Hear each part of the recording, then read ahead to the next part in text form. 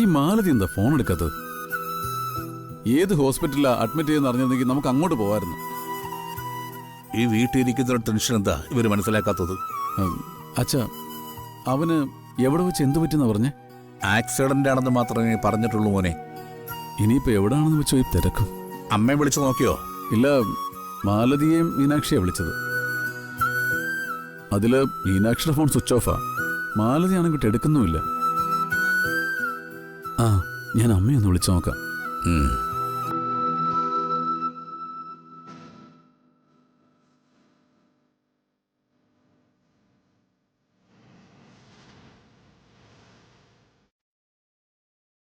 അമ്മ out of കവറേജാ. ഇതെന്താ നമ്മുടെ വീട്ടിലെ ഫോണിൽ മാത്രം ഇങ്ങനെ?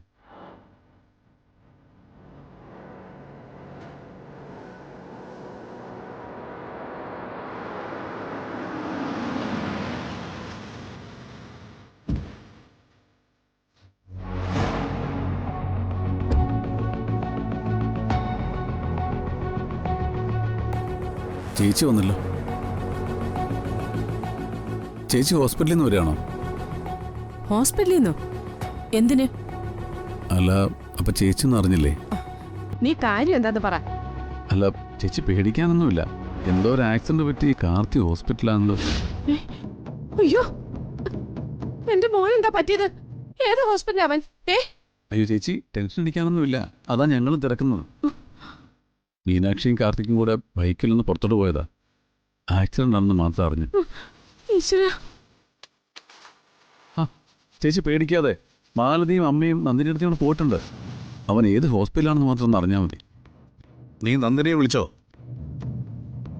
അയ്യോ, വിളിച്ചില്ലായിരുന്നു. അവിടെ നിന്ന് വിളിച്ചേ. ഓ ശരി.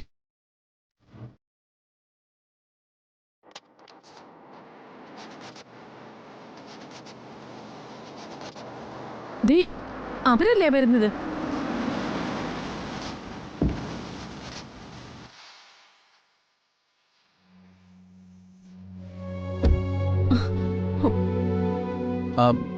എടുത്തി അവരെ കണ്ടില്ലേ? വേണ്ട, ഇനിയോട് തിരക്കണ്ട. അവരുടെ ഇവിടെ എത്തിയിട്ടുണ്ട്.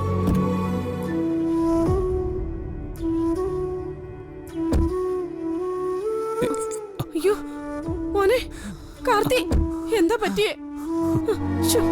പതുക്കെ പതുക്കെ.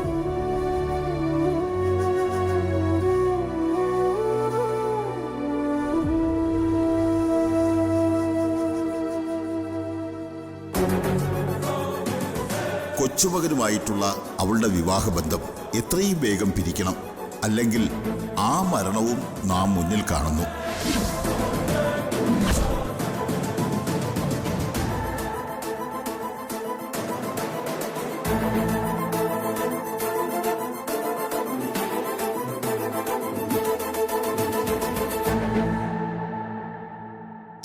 മാറി നിക്കടി.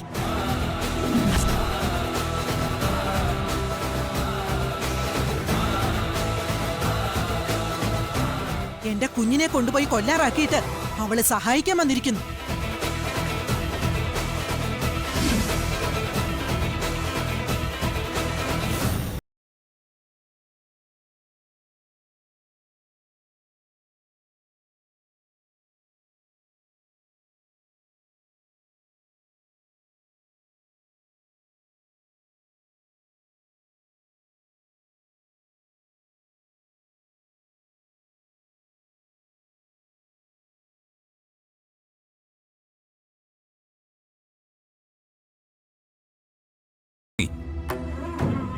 നീ കുഞ്ഞിനോട് പറയുന്ന ഓരോ മൂർച്ചയുള്ള വാക്കുകളും വന്നു തറയ്ക്കുന്നത് എന്റെ ചങ്കല. എന്റെ കുടുംബം തകരുകയാ. ദേ, എന്നെ കൊണ്ടിപ്പോ കൂടുതലൊന്നും പറയിപ്പിക്കരുത്.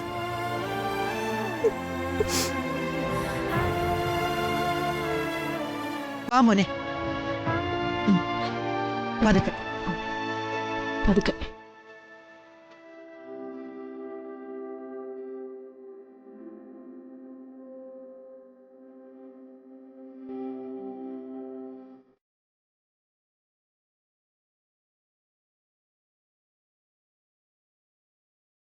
മീനാക്ഷി,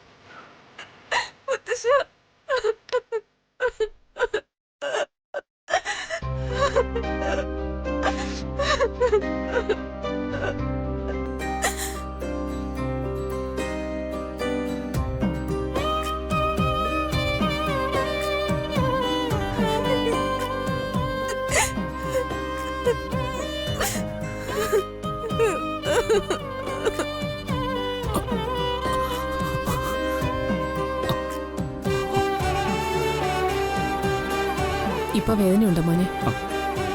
ഇല്ലമ്മേ.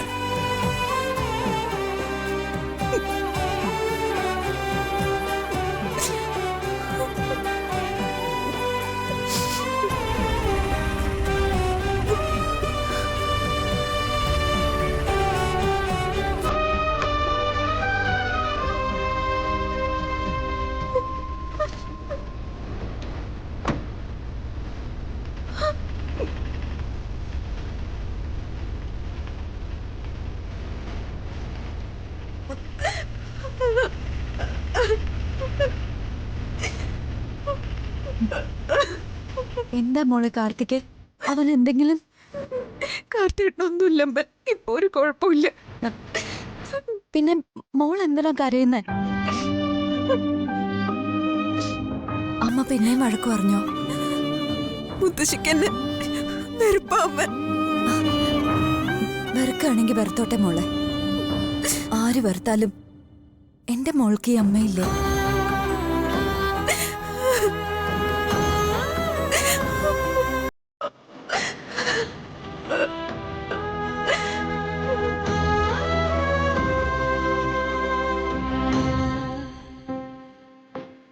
മോന് ക്ഷീണമുണ്ടോ?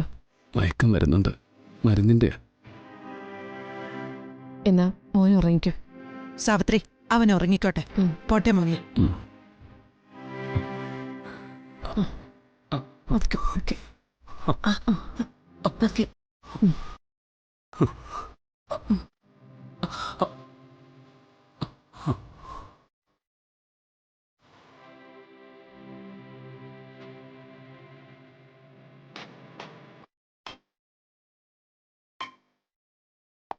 ഉറങ്ങിക്കോ.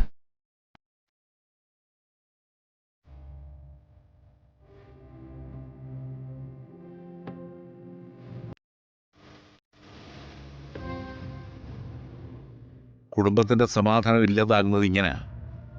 എന്തെങ്കിലും കാര്യമുണ്ടെങ്കിൽ അത് പറഞ്ഞു തീർക്കണം, അല്ലാതെ ചീത്ത വിളിച്ച് മാറ്റി നിർത്തുകയല്ല വേണ്ടത്.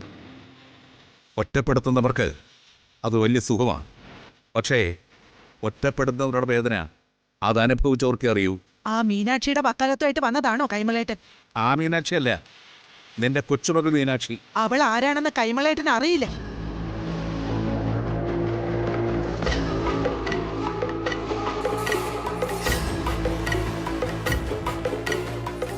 എന്റെ കാർത്തിമോന്റെ ജീവൻ എടുക്കാൻ ജനിച്ചവളാ അവള്. അവൾ ഈ തറവാടിന്റെ നാശം കാണാൻ ഒരുങ്ങി പുറപ്പെട്ടവളാ. എന്റെ ജയരാമന്റെ മകളല്ല അവള്. ആ യക്ഷി മാധുരിയുടെ മകളാ മീനാക്ഷി. ഇവിടെ നടന്ന എല്ലാ നാശങ്ങൾക്കും കാരണം അവളാ. അവൾ ഒറ്റ ഒരുത്തിയാ. എനിക്കിതൊക്കെ തോന്നി തുടങ്ങിയിട്ട് കുറച്ച് ദിവസങ്ങളായി. ഒടുവില് ആ സിദ്ധം കൂടി തുറന്നു പറഞ്ഞതോടെ പൂർണ്ണ വിശ്വാസമായി. ആ സിദ്ധം പറഞ്ഞതൊക്കെ ഇവരോടുകൂടി പറയും മാലതി. ഇവരും കൂടി കേക്കട്ടെ. സിദ്ധം പറഞ്ഞതൊക്കെ കേട്ടാല് പിന്നെ ഒരു നിമിഷം ആ മീനാക്ഷിയെ നിങ്ങളെ വീട്ടിൽ നിർത്തില്ല. മീനാക്ഷിക്ക് മാലതി പുതിയ ജാഥ ഒഴുകൊന്നും വേണ്ട. പറഞ്ഞതെന്താണെങ്കിലും അതിവിടെ പറയണം. പറ മാലതി. കൊച്ചുമകന്റെ ഭാര്യാസ്ഥാനത്തുള്ള സ്ത്രീ അവൾ ആ തറവാട് മുടിക്കും. ഈ സ്ത്രീ സർവസംഹാരിയായ തീയാണ്. നാശം മാത്രമേ വിതയ്ക്കൂ. എങ്ങോട്ട് തിരിഞ്ഞാലും ആപത്തുകൾ തന്നെ. കൊച്ചുമകനുമായിട്ടുള്ള അവളുടെ വിവാഹബന്ധം എത്രയും വേഗം പിരിക്കണം. അല്ലെങ്കിൽ ആ മരണവും നാം മുന്നിൽ കാണുന്നു.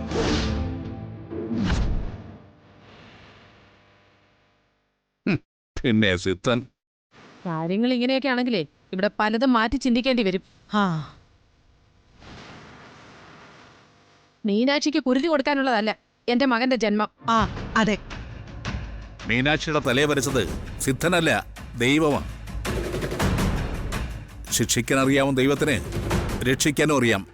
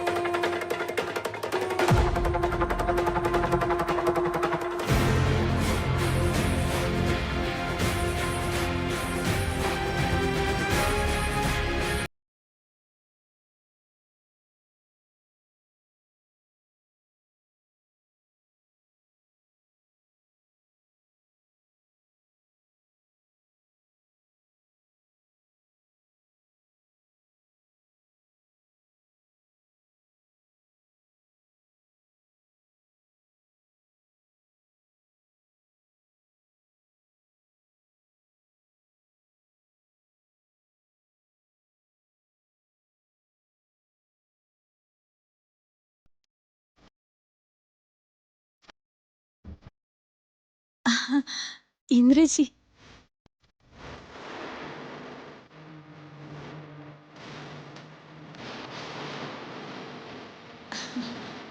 ഇന്ദ്രജി, എന്താ ഇന്ദ്രജി പതിവില്ലാതെ? ഈ വഴിയൊന്നും എനിക്ക് മറക്കാൻ പറ്റില്ലല്ലോ മാലതി. മനസ്സിൽ കിടന്ന് കത്തുന്ന കനൽ വഴികളല്ലേ ഇത്. ആ നീ വാ, ഒരു വിശേഷമുണ്ട്. വിശേഷോ? ഇന്ദ്രജി, എന്നിട്ട് പൂരം നടക്കോ? പോരുമില്ല, ഒരു കമ്പത്തിന് തീ കൊളുത്തും, അത്രേ ഉള്ളൂ. ആണോ? അത് മതി.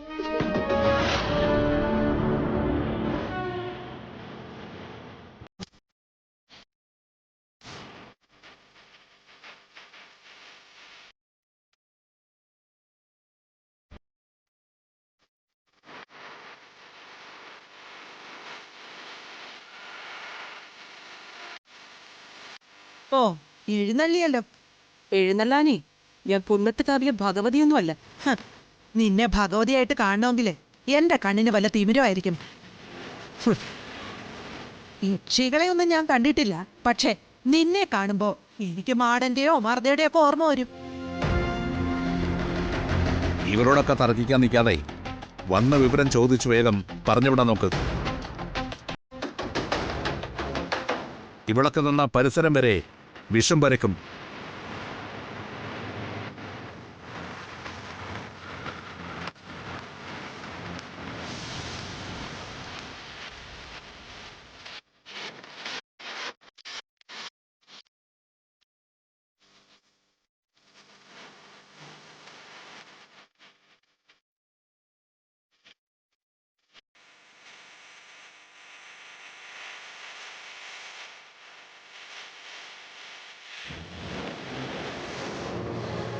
ജഗദീഷേ, എന്തിനാ ആങ്ങളെ വിളിക്കുന്നു? എന്നെ കണ്ടപ്പോ പേടിച്ചു പോയോ? പേടിക്കാൻ നീ ആര്? അല്ലെങ്കിൽ തന്നെ ഞങ്ങൾ എന്തിനാ നിന്നെ പേടിക്കുന്നത്? നിന്നോടൊക്കെ മറുപടി പറയണമെങ്കിലേ നല്ല കൈക്കരുത്തുള്ള ആണുങ്ങൾ വേണം. അതിനാ ഞാൻ എൻ്റെ ആങ്ങളെ വിളിച്ചത്.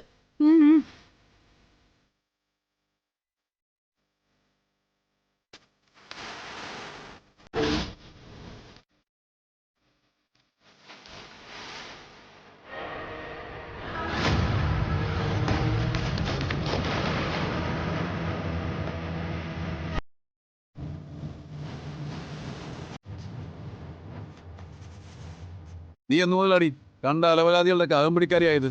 മാറി കളി.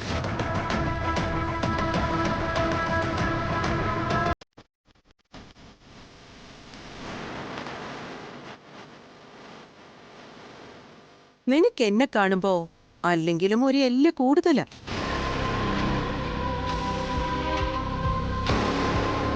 ഞാനേ അത് മനഃപൂർവ്വം വിട്ട് കളയുന്നതാ. നീ അത് ഓർമ്മിച്ചോ? എടി, തിന്നമെടുക്ക് കാണിക്കുന്നത് ചെമ്പകമംഗലംകാരുടെ രീതിയല്ല. വീട്ടിൽ കയറി വരുന്നവര് അതിനിയിപ്പോ ഏത് യൂസ്ലെസ് ആണെങ്കിലും ശരി അപമാനിച്ചു വിടാറില്ല ഞങ്ങള്. അതുകൊണ്ട് വന്ന കാര്യം പറഞ്ഞിട്ട് മര്യാദയ്ക്ക് പോകാൻ നോക്കി പെണ്ണുമ്പിള്ള. അതെ, നിന്റെ നിലവാരത്തിലേക്ക് ഇറങ്ങി വന്ന് വെറുതെ നാണം കെടാൻ ഞങ്ങൾ തയ്യാറല്ല. അതുകൊണ്ട് വേഗം വന്ന കാര്യം പറ. അല്ലെങ്കിലും ഇവിടെ താമസിച്ചു കുളിച്ചു തൊഴാനൊന്നും അല്ല മാധവ മന്ദിരത്തിൽ ഇന്ദ്രജ ഇങ്ങോട്ട് വന്നത്. ഓ, ഞാൻ വന്നത് എന്റെ മീനാക്ഷിയെ കാണാനാ. നിന്റെ മീനാക്ഷിയോ? അതെന്നു മുതലാ മീനാക്ഷി നിന്റേതായത്? എന്റെ രാജലക്ഷ്മി, ഇവരോടൊക്കെ സംസാരിച്ച് വെറുതെ അവനവന്റെ എനർജി കളയണ്ട. മീനാക്ഷിയെ കാണാൻ വന്നാണെങ്കിലേ കണ്ടിട്ട് പോക്കോട്ടെ. മാലതി, പോയി മീനാക്ഷിയെ വിളിച്ചെന്താ? ആ,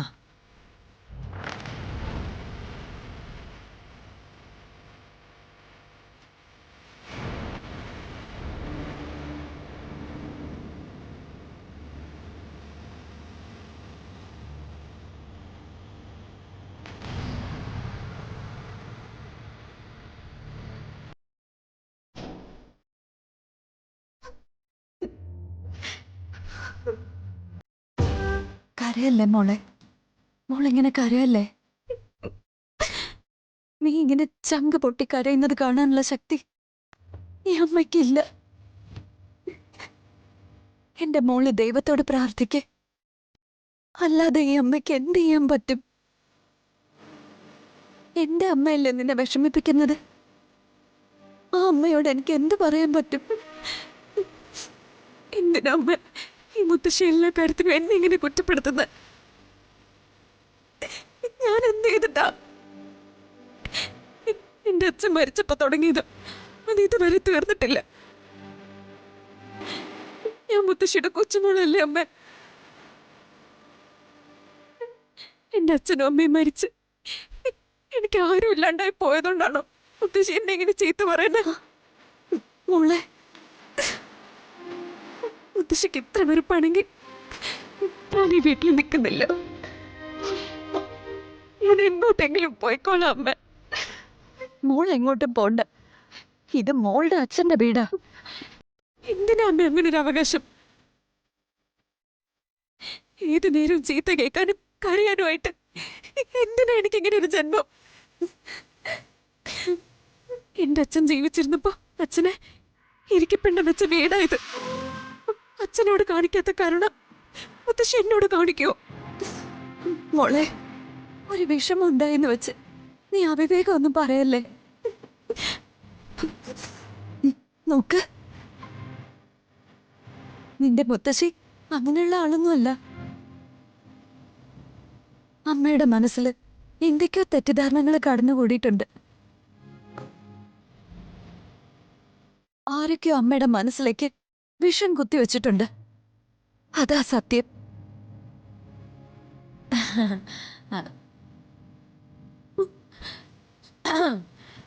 രഹസ്യം വല്ലതാണോ? ഒരു കാര്യം പറയാൻ അങ്ങോട്ട് വരാവോന്നാ ചോദിച്ചേ. കാര്യം എന്താന്ന് വെച്ചാ പറയും മാലതി. ഇന്ദ്രേജി വന്നിട്ടുണ്ട് മീനാക്ഷിയെ കാണാൻ.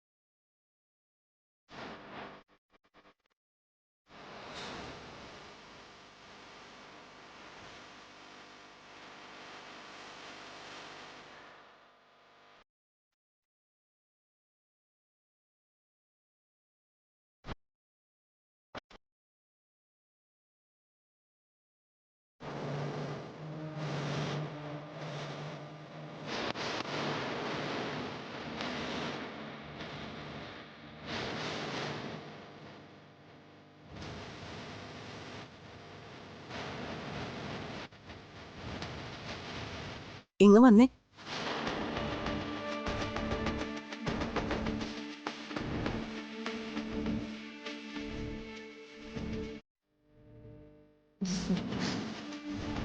ഇവരെയൊക്കെ എന്തിനാ നോക്കുന്നേ? നിന്റെ വല്യമ്മേനെ വിളിക്കുന്നേ? നീ വാ. ചെല്ലേ.